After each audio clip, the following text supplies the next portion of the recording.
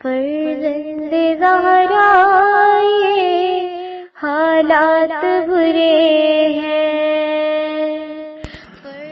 کاشانہ بصیرت ایک ایسا مکمل یوٹیوب چینل جس پر محروم بصارت کے لیے بالخصوص اور تمام افراد کے لیے بالعموم سینکڑوں کی تعداد میں اسلامی کتب دستیاب ہیں۔ لہذا گزارش ہے کہ آپ اپنی ذمہ داری نبھاتے ہوئے کاشانہ بصیرت کو سبسکرائب کرنے کے ساتھ ساتھ بیل آئیکن کو پریس کیجیے تاکہ آپ علم کے حصول کے ساتھ ساتھ مذہب اہل بیت کی اشاعت میں بھی اہم کردار ادا کرتے رہیں۔ کاشانہ بصیرت۔ فرزند زہرا یہ حالات برے ہیں۔ السلام علیکم ورحمۃ اللہ وبرکاتہ۔ سامعین، آپ سماعت فرما رہے ہیں الکوثر فی تفسیر القرآن جلد پنجم، مفسر ہیں مولانا محسن علی نجفی صاحب۔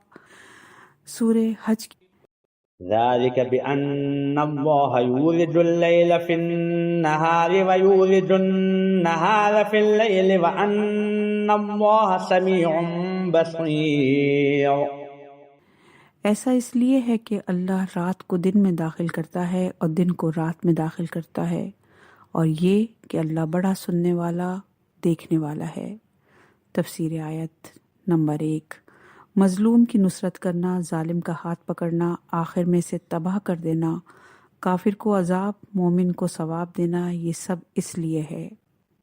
نمبر 2، اللہ رات کو دن میں داخل فرماتا ہے، اور الف، اللہ کل کائنات پر حاکم ہے، جو اللہ رات کی تاریکی کو دن کی روشنی میں بدل دیتا ہے اور رات کی تاریکی پر روشنی مسلط کر دیتا ہے۔ وہی اللہ ظالم کی ناک رگڑتا اور اقتدار کے نشے میں بدمست لوگوں کو زمین بوس کر دیتا ہے، ظالم کو ذلیل اور مظلوم کو عزیز بنا دیتا ہے۔ اللہ مظلوم کی آہ کو سنتا ہے اور ظالم کے ظلم کو دیکھتا ہے۔ ذلك بأن الله هو الحق وأن ما يدعون من دونه هو الباطل وأن الله هو العلي الكبير۔ یہ اس لیے ہے کہ اللہ ہی برحق ہے اور اس کے سوا جنہیں یہ پکارتے ہیں وہ سب باطل ہیں، اور یہ کہ اللہ بڑا برتر ہے۔ تفسیر آیت نمبر 1۔ کائنات پر اللہ کی بالادستی اس لیے ہے۔ نمبر 2، حق اور حقیقت اللہ ہے، اس لیے کائنات پر اسی کی حاکمیت ہے۔ اس کے ماننے والے بالادست ہوں گے اور دوسرے معبود ایک وہمہ کے علاوہ کچھ نہیں ہیں، ان کے ماننے والے نامراد ہوں گے۔ نمبر 3، اسی حق اور حقانیت کی بنیاد پر وہی بالادست ہے اور بزرگواری بھی اسی کو حاصل ہے۔ اہم نکات۔ نمبر 1، کائنات کا حاکم اور حق کے مالک کو ماننے والا نامراد اور باطل معبودوں کے ماننے والے کامیاب نہیں ہو سکتے۔ أَلَمْ تَرَ أَنَّ اللَّهَ أَنزَلَ مِنَ السَّمَاءِ مَاءً فَتُصْبِحُ الْأَرْضُ مُخْضَرَّةً إِنَّ اللَّهَ لَطِيفٌ خَبِيرٌ۔ کیا تو نے نہیں دیکھا کہ اللہ نے آسمان سے پانی برسایا تو اس سے زمین سرسبز ہو جاتی ہے؟ اللہ یقیناً بڑا مہربان، بڑا باخبر ہے۔ تفسیر آیت نمبر 1۔ جو ذات بنجر و خشک زمین کو سرسبز اور شاداب بنا سکتی ہے، وہ ان مظلوموں کو زمین میں آباد کر سکتی ہے اور انہیں زمین کا وارث بنا سکتی ہے۔ نمبر 2، وہ لطیف ہے، اس کی رحمتیں پوشیدہ طریقے سے بندوں تک پہنچ جاتی ہیں۔ وہ خبیر ہے، انسان کی شہرک سے بھی زیادہ نزدیک ہے۔ اہم نکات۔ نمبر 1، غیر محسوس طریقے سے اللہ اپنے بندوں پر مہربانی فرماتا ہے۔ له ما في السماوات وما في الأرض وإن الله لهو الغني الحميد۔ جو کچھ آسمانوں اور زمین میں ہے سب اسی کا ہے، اور اللہ ہی بے نیاز اور لائق ستائش ہے۔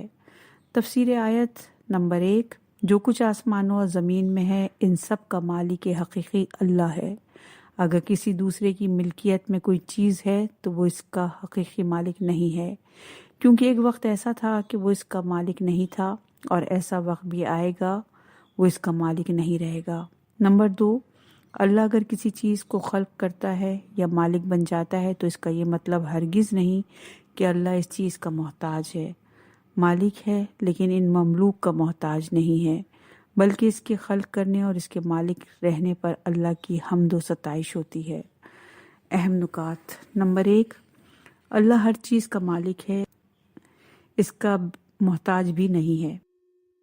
ألم تر أن الله سخر لكم ما في الأرض والفلك تجري في البحر بأمره ويمسك السماء أن تقع على الأرض إلا بإذنه إن الله بالناس لرؤوف رحيم۔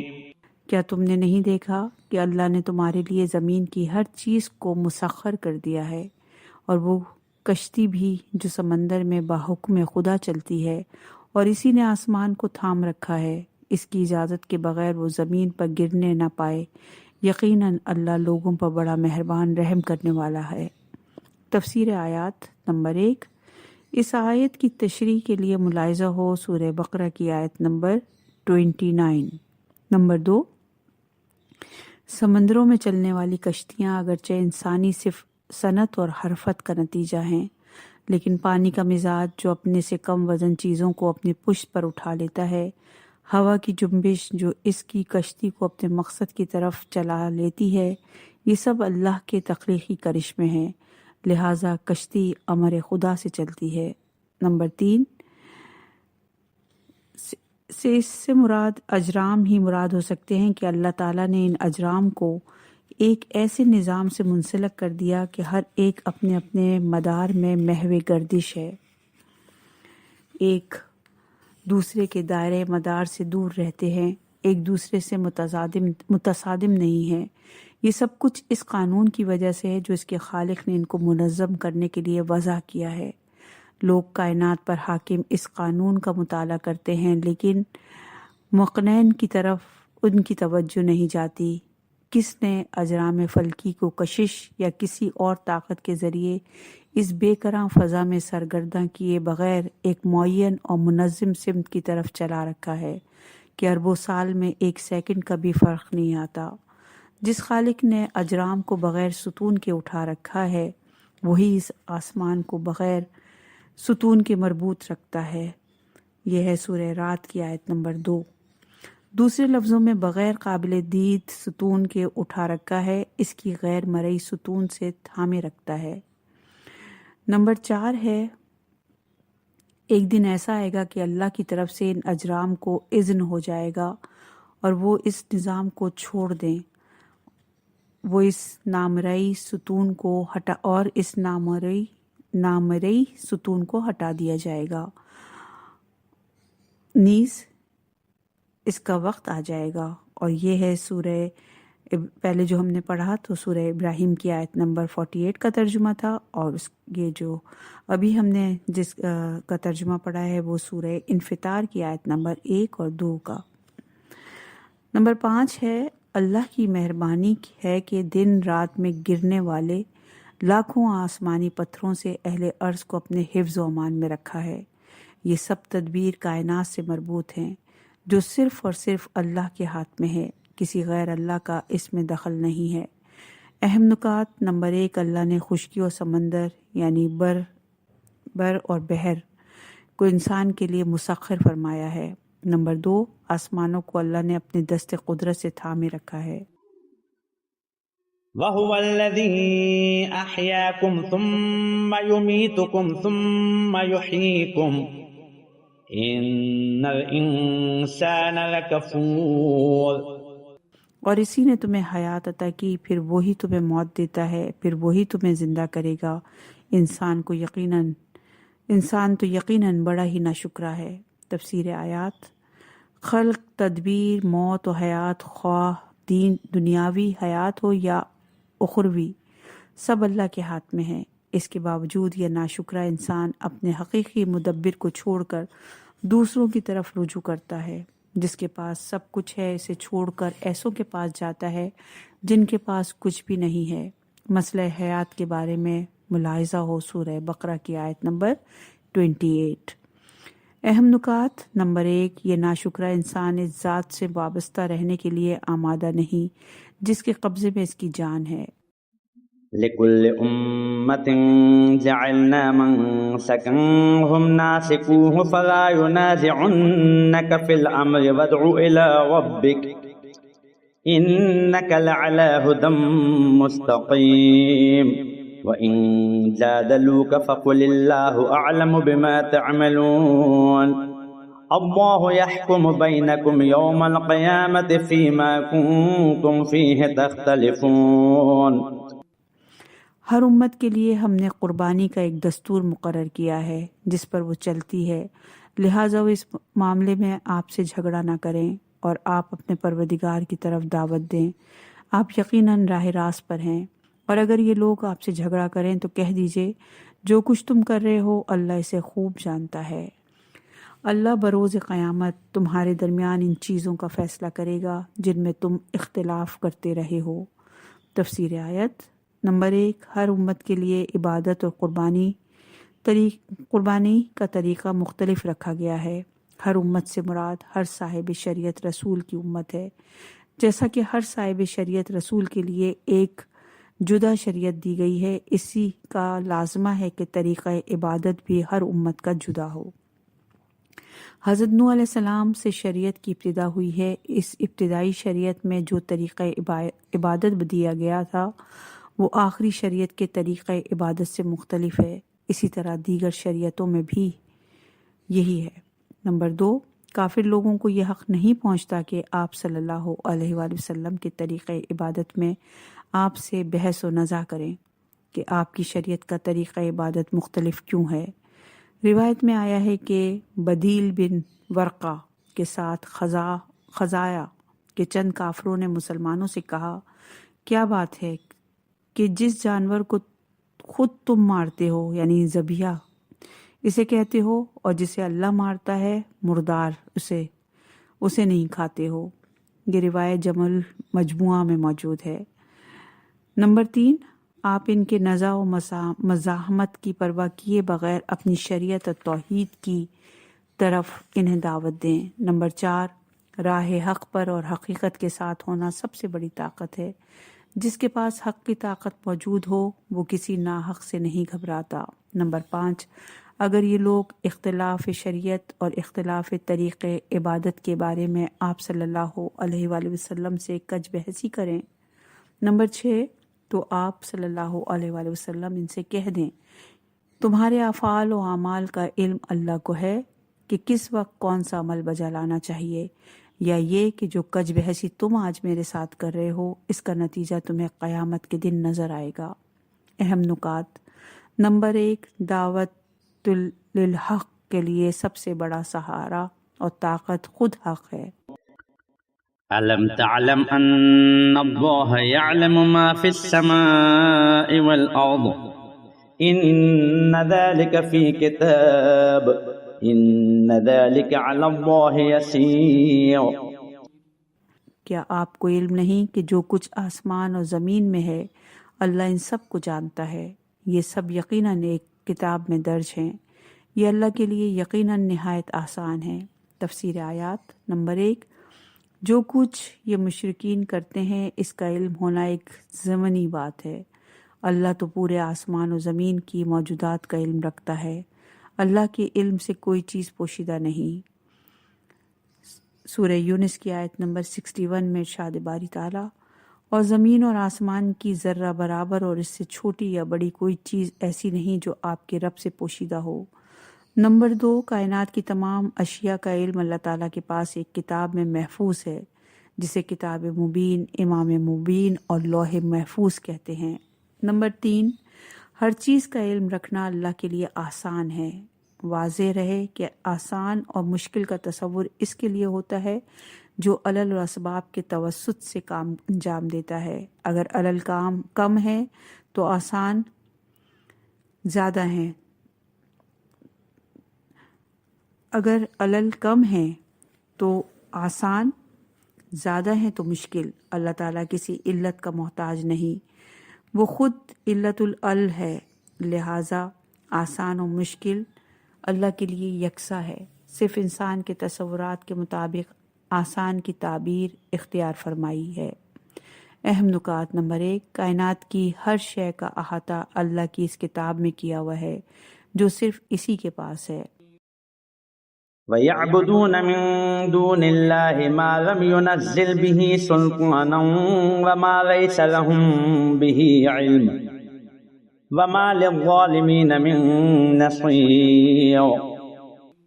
اور یہ لوگ اللہ کے علاوہ ایسی چیزوں کی بندگی کرتے ہیں جن کی نہ اس نے کوئی دلیل نازل کی ہے، نہ اس کے بارے میں یہ کوئی علم رکھتے ہیں، اور ظالموں کا تو کوئی مددگار نہیں ہے۔ تفسیر آیت نمبر 1، جن غیر اللہ کو یہ مشرکین پکارتے ہیں وہ اس بنیاد پر پکارتے ہیں کہ اللہ نے انہیں اپنا شریک بنایا ہے، حالانکہ ان کے پاس کوئی برہان و دلیل موجود نہیں ہے کہ اللہ نے انہیں اپنا شریک یا سفارشی بنایا ہے۔ جو باتیں دلیل بن سکتی ہیں ان کے یہ لوگ قائل ہی نہیں ہیں، وحی کے قائل ہیں نہ رسالت و نبوت کے، لہٰذا ان مشرکوں کو نہ صرف یہ کہ علم نہیں ہے بلکہ علم کے ذرائع کے منکر ہیں۔ یہاں سلطان سے مراد دلیل و برہان ہیں۔ نمبر 2، چونکہ یہ لوگ علم کے ذرائع کے منکر ہیں لہٰذا ان کے پاس علم نام کی کوئی چیز نہیں ہوتی، صرف اندھی تقلید پر عمل پیرا ہوتے ہیں۔ نمبر 3، چونکہ دلیل اور علم بہترین سہارا ہیں، جس کے پاس دلیل اور علم نہ ہو اس کے لیے کوئی سہارا نہیں ہے۔ اہم نکات: نمبر 1، دلیل اور علم کا سہارا توحید پرستوں کے پاس ہے۔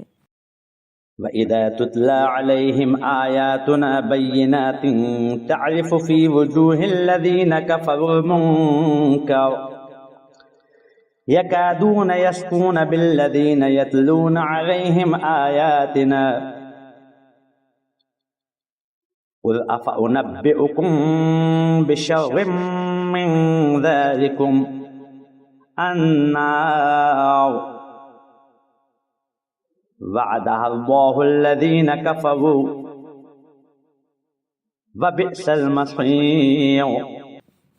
اور جب انہیں ہماری صریح آیات پڑھ کر سنائی جاتی ہیں تو آپ کافروں کے چہروں پر انکار کے آثار دیکھتے ہیں، اور جو لوگ ہماری آیات پڑھ کر انہیں سناتے ہیں یہ ان پر حملہ کرنے کے قریب ہوتے ہیں۔ کہہ دیجئے کیا میں تمہیں اس سے بھی بری چیزوں کی خبر دوں؟ وہ آگ ہے جس کا اللہ نے کفار سے وعدہ کر رکھا ہے اور وہ برا ٹھکانہ ہے۔ تفسیر آیت نمبر 1، جب کافروں کو آیات الہی سنائی جاتی ہیں تو ان کے چہرے فق ہو جاتے ہیں، جس سے صاف ظاہر ہوتا ہے کہ وہ ان آیات کا انکار کر رہے ہیں۔ نمبر 2، قریب ہے کہ وہ ان پر حملہ کر دیں اور بھرے غصے سے ان پر ٹوٹ پڑیں۔ نمبر 3، آپ کہہ دیجئے اگر تمہیں آیات الہی کا سننا اس قدر ناگوار گزر رہا ہے تو میں تمہیں اس سے زیادہ ناگوار چیز کی خبر دوں جو تمہارے انتظار میں ہے، وہ ہے آتش جہنم جس میں تمہیں جانا ہے۔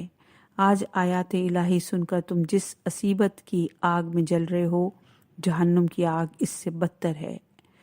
اہم نکات: نمبر 1، اہل باطل جہنم کی آگ سے پہلے عصیبت کی آگ میں جلتے ہیں۔ یا ایھا الناس ضرب مثل فاستمعوا له ان الذين تدعون من دون الله لن يخلقوا ذبابا ولو اجتمعوا له وان يسلبهم الذباب شيئا لا يستنقذوه منه ضعف الطالب والمطلوب۔ اے لوگوں، ایک مثال دی جاتی ہے، اسے سنو۔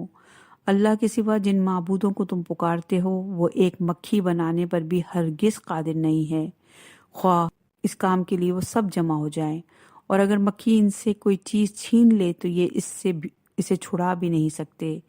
طالب اور مطلوب دونوں ناتواں ہیں۔ قریش اپنے معبود بتوں پر مشک و عنبر ملتے تھے۔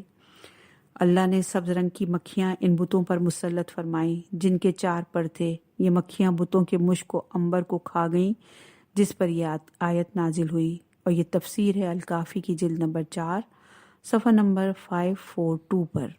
تفسیر آیت نمبر 1، جن غیر اللہ کو یہ پکارتے ہیں ان کی کمزوری اور بے بسی کے لیے ایک مثال پیش کی جا رہی ہے کہ یہ غیر اللہ سب مل کر ایک مکھی خلق کرنے پر قادر نہیں ہے، ان کو اس کائنات کے خالق کے برابر لاتے ہیں۔ واضح رہے مکھی ایک زندہ مخلوق ہے، اگرچہ حقیر مخلوق ہے تاہم اس کا خلق کرنا حیات خلق کرنے پر موقوف ہے، لہٰذا اصل تخلیق حیات سے متعلق ہے جو ان کے لیے ممکن ہے، تاہم ایک حیات کو ایک حقیر مخلوق مکھی جیسی چیز بھی نہیں پیدا کر سکتے تو انہیں خالق ارض و سما سے کیا نسبت۔ نمبر 2، اس سے بدتر صورت یہ ہے کہ ان معبودوں کو مکھی کے مقابلے میں رکھا جائے، یہ مکھی سے زیادہ بے بس و کمزور ہیں کہ مکھی اگر ان بے حس معبودوں سے کوئی چیز چھین لے تو وہ اسے چھڑا بھی نہیں سکتے۔ نمبر 3، مکھی کی خلقت پر جو قادر نہیں ہے وہ بھی ضعیف اور خود مکھی بھی ضعیف، لیکن بت عملاً زیادہ ضعیف بے جان ہے، مکھی پھر بھی جاندار ہے، بتوں سے مشک و عنبر چھین سکتی ہے، اس طرح مکھی غالب اور بت مغلوب ہیں۔ ما قدر اللہ حق قدره ان اللہ لقوی عزیز۔ لوگوں نے اللہ کی ویسی قدر نہیں کی جیسی قدر کرنی چاہیے تھی، اللہ یقیناً بڑا طاقت رکھنے والا غالب آنے والا ہے۔ تفسیر آیت۔ نمبر 1، ان لوگوں نے اللہ کی کیا قدر کی جو بے جان جامد چیزوں کو جو ایک مکھی کے مقابلے میں بے بس ہوتے ہیں اللہ تعالیٰ کے ساتھ تدبیر کائنات میں شریک بنایا اور ان کی عبادت کی۔ نمبر 2، اس اللہ کے ساتھ شریک بنائے جو کائنات میں قوت اور مطلق بالادستی کا مالک ہے۔ یہ ہے سورہ بقرہ کی آیت نمبر 165 کا ہم نے ترجمہ پیش کیا کہ اس اللہ کے ساتھ شریک بنایا جو کائنات میں قوت اور مطلق بالادستی کا مالک ہے۔ اللہ یصطفی من الملائکۃ رسلا ومن الناس ان اللہ سمیع بصیر یعلم ما بین ایدیہم وما خلفہم وَإِلَى اللَّهِ تُرْجَعُ الْأُمُورُ۔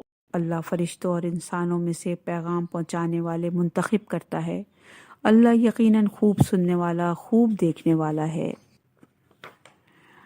جو ان کے سامنے ہے اور جو ان کے پیچھے ہے اسے سب کا علم ہے اور سب معاملات کی بارگشت اللہ ہی کی طرف ہے۔ تفسیر آیت۔ نمبر 1، یہ کوئی انوکھی بات نہیں ہے کہ بلکہ یہ اللہ تعالیٰ کی بالادستی اور تدبیر اور تقدیر کا لازمہ ہے جس کے تحت اللہ فرشتوں اور لوگوں میں سے اپنے پیامبر انتخاب فرماتا ہے۔ یہ انبیاء علیہم السلام لوگوں کو اللہ ہی کی عبادت کی طرف بلاتے ہیں، انہی کے ذریعے لوگ اللہ کی بندگی کرتے ہیں، لہٰذا یہ کہنے کا حق حاصل نہیں۔ اور یہ ہے سورہ سواد کی آیت نمبر 8۔ اللہ تک رسائی کے لیے بتوں کا وسیلہ بنا کر بتوں کی پوجا کرنے کی جگہ رسولوں کو وسیلہ بنا کر ان کی اطاعت کرو اور اللہ کی بندگی کرو۔ نمبر 2 ہے اللہ تمہاری آوازیں سنتا اور تمہارے اعمال دیکھتا ہے کہ تم ہمارے رسولوں کے ساتھ کیا سلوک کرتے ہو۔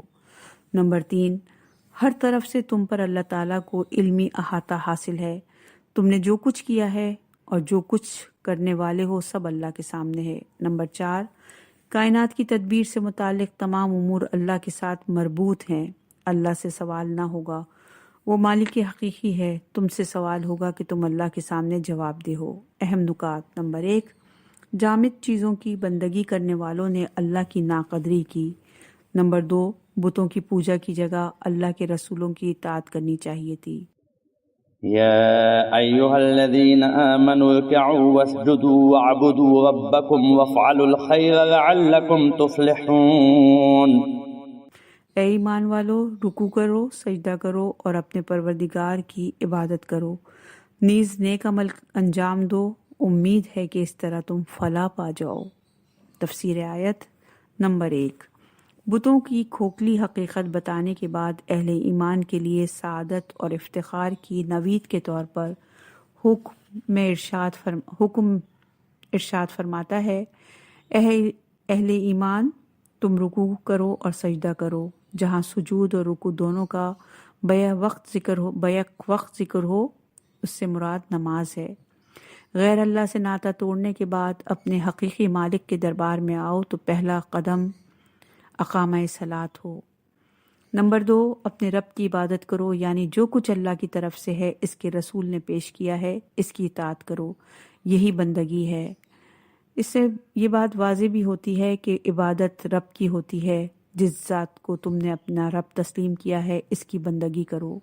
نمبر 3، نماز سے عبادت کا مفہوم زیادہ وسیع ہے اور فعل الخیر کا مفہوم عبادت سے بھی وسیع تر ہے۔ جس طرح نماز وعبدو میں نماز بھی شامل ہے، اسی طرح فعل الخیر میں عبادت بھی شامل ہے۔ اس میں صلہ ارحام، مساکین اور محروم لوگوں کی مدد، اسپتال قائم کرنا وغیرہ شامل ہیں۔ نمبر 4، تاکہ تم کامیاب رہو، وہ رضائے رب ہے جس سے جنت اور اس سے بھی بڑی نعمتیں میسر آتی ہیں۔ اہم نکات۔ نمبر 1، ایمان کے بعد نماز، عبادت، نیکی کرنا ذریعہ نجات ہے۔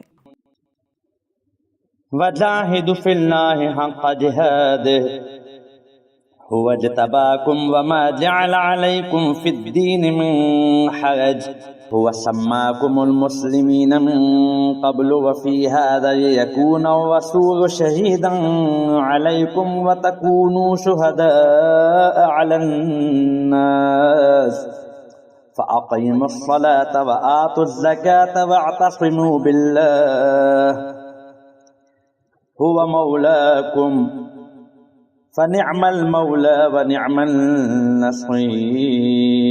اور راہ خدا میں ایسے جہاد کرو جیسے جہاد کرنے کا حق ہے، اس نے تمہیں منتخب کیا ہے اور دین کے معاملے میں تمہیں کسی مشکل سے دوچار نہیں کیا۔ یہ تمہارے باپ ابراہیم کا دین ہے، اسی نے تمہارا نام مسلمان رکھا اس قرآن سے پہلے اور اس قرآن میں بھی، تاکہ یہ رسول تم پر گواہ رہے اور تم لوگوں پر گواہ رہو۔ لہٰذا نماز قائم کرو اور زکوٰۃ دیا کرو اور اللہ کے ساتھ متمسک رہو، وہی تمہارا مولا ہے، سو وہ بہترین مولا اور بہترین مددگار ہے۔ تفسیر آیت۔ نمبر 1، راہ خدا میں جہاد کا حق ادا کرو، ایسا جہاد کرو جس سے بالاتر جہاد کا تصور نہ ہو۔ یہ وہ جہاد ہے جس میں اخلاص ہو اور جہاد کے مقصد میں غیر اللہ کا شائبہ تک نہ ہو۔ جہاد اسلامی اصطلاح میں دشمن کے مقابلے میں انتہائی سعی اور کوشش کرنے کو کہتے ہیں، لیکن یہ لفظ ہر شر کے مقابلے میں مقاومت کے کرنے کے معنوں میں بھی استعمال ہوتا ہے۔ چنانچہ خواہشات نفسانی کی مخالفت کو رسول اللہ صلی اللہ علیہ وآلہ وسلم نے جہاد اکبر فرمایا۔ آیت میں جہاد سے مراد ہر شے کی مخالفت میں سعی کرنا، جیسا کہ آیت سورہ عنکبوت کی آیت نمبر 69 میں ارشاد ہوتا ہے، اور جو ہماری راہ میں جہاد کرتے ہیں ہم انہیں ضرور اپنے راستے کی ہدایت کریں گے۔ اس میں جہاد سے مراد یہی معنی ہیں۔ نمبر 2، اللہ نے تمہیں اس مقصد یعنی جہاد یا اس دین کے لیے منتخب کیا ہے، اگر اللہ کا احسان نہ ہوتا تو تم اس درجے پر فائز نہ ہوتے۔ نمبر 3، دین پر عمل کرنے کے بارے میں تمہیں کسی قسم کی مشقت سے دوچار نہیں کیا، تمہیں ایک ایسی شریعت عنایت ہوئی ہے جس میں آسائش اور آسانی ہے۔ اس آیت اور قرآن کریم کی دیگر آیات سے ایک قاعدہ کلیہ کا استخراج اور استنباط ہوتا ہے، وہ یہ ہے کہ قاعدہ نفی الحرج، اس کے تحت ہر وہ حکم اٹھ جاتا ہے جس کے بجا لانے میں ناقابل تحمل مشقت برداشت کرنی پڑتی ہو۔ مثلاً وضو اور غسل کے لیے پانی مضر ہو تو وضو اور غسل کا حکم اٹھ جاتا ہے۔ عمر رسیدہ کے لیے روزہ رکھنے میں مشقت ہو تو روزہ رکھنے کا حکم اٹھ جاتا ہے۔ اسی طرح اولائے نفی حرج اولائے اولیاء پر حاکم ہے، یعنی رمضان میں روزہ رکھنا واجب ہے کہ حکم پر مشقت کا روزہ واجب نہیں ہے، مقدم ہے۔ اس قاعدہ کلیہ پر اس آیت کے علاوہ یہ آیات بھی دلالت کرتی ہیں۔ سورہ بقرہ کی آیت نمبر 185 میں ارشاد ہے، اللہ تمہارے لیے آسانی چاہتا ہے اور تمہیں مشقت میں ڈالنا نہیں چاہتا۔ سورہ بقرہ کی ہی آیت نمبر 286 ہے، اللہ کسی چیز پر اس کی طاقت سے زیادہ ذمہ داری نہیں ڈالتا۔ نمبر 4، دین محمد صلی اللہ علیہ وآلہ وسلم دین ابراہیم کا مسلسل ہے۔ حضرت ابراہیم علیہ السلام اس امت کے باپ ہیں، اس لیے فرمایا کہ حضرت ابراہیم علیہ السلام رسالت مآب کے آباء و اجداد میں سے ہیں، لہٰذا ابی کے مخاطب اول رسول صلی اللہ علیہ وآلہ وسلم ہے اور امت بالارض التابع مخاطب ہے۔ چونکہ حضرت ابراہیم علیہ السلام رسول اللہ صلی اللہ علیہ وآلہ وسلم کے باپ ہیں اور رسول اللہ اس امت کے باپ ہیں۔ حدیث میں آیا ہے کہ رسول اللہ نے فرمایا میں اور علی اس امت کے باپ ہیں، اور یہ حدیث ہے کمال الدین کی جلد نمبر 1 اور صفحہ نمبر 261 میں۔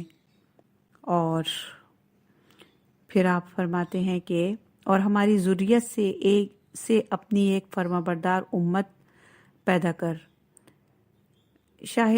جو ملت ابیکم شاہد ہے کہ ہوا کی ضمیر ابراہیم کی طرف ہے، اور یہ مفردات راغب مادہ اب میں ہے۔ نمبر 6 ہے، یعنی اس قرآن کے نازل ہونے سے پہلے ابراہیمی ملت میں داخل ہونے والوں کا نام مسلم ہے۔ اس قرآن کے نزول کے بعد بھی یہی نام ہے، یعنی عصر ابراہیمی سے لے کر آج تک تمہارا نام اور تمہاری شناخت ایک ہی ہے۔ نمبر 7 ہے، اس آیت کی تشریح سورہ بقرہ کی آیت نمبر 142 میں ہو گئی ہے۔ تفسیر مجموع البیان میں اس جملے کی اس طرح تفسیر کی گئی ہے کہ تاکہ رسول اللہ صلی اللہ علیہ وآلہ وسلم تم پر گواہ ہو جائیں کہ تم نے اطاعت کی ہے، اور رسول اللہ صلی اللہ علیہ وآلہ وسلم کی گواہی کی وجہ سے تم اس قابل ہو جاؤ کہ تم سابقہ امتوں کے بارے میں گواہی دو کہ رسولوں نے اللہ کا پیغام پہنچایا تھا مگر لوگوں نے تسلیم نہیں کیا، پھر تمہاری گواہی کی وجہ سے کافر جہنمی اور مومن جنتی ہو جائیں۔